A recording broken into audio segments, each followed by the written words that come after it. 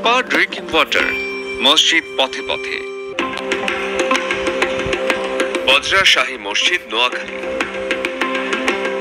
18 শতকের এই মসজিদটি নোয়াখালী থেকে 20 কিলোমিটার উত্তরে বজরা গ্রামে অবস্থিত। মাইজদির আশেপাশের এলাকায় এটি সবচেয়ে উল্লেখযোগ্য ঐতিহাসিক স্মৃতিস্তম্ভ।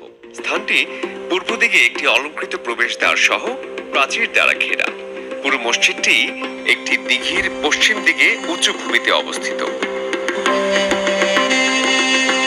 আয়তাকার মসজিদটির 3টি গম্বুজ রয়েছে, যার মাঝখানেরটি দুপাশেরগুলোর চেয়ে বড় এবং 4 কোণে অষ্টভুজাকৃতির টাওয়ার আছে।